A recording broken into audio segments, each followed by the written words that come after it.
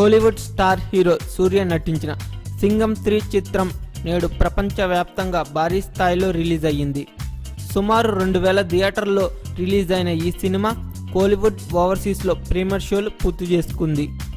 సింగం సిరీస్లో వచ్చిన తొలి 2 భాగాలు ఆకట్టుకోవడంతో పాటు ఆ సినిమాకు దర్శకత్వం వహించిన హరినే ఈ సినిమాకు కూడా దర్శకత్వం వహించడంతో సినిమాపై ఎక్కడా లేని భారీ అంచనాలు ఏర్పడ్డాయి.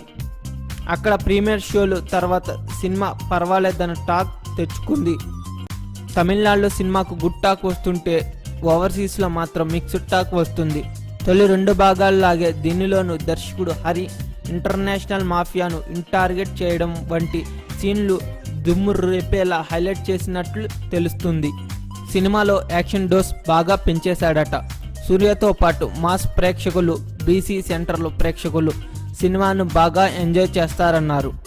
అయితే క్లాస్ ఏ సెంటర్ ఆడియన్స్ సింగం 3 ఎంతవరకు కనెక్ట్ అవుతుందనేది అప్పుడే చెప్పలేం అనే టాక్ వస్తుంది.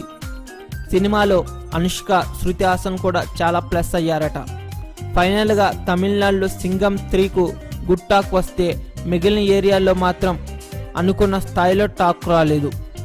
Thanks for watching. Please subscribe our channel.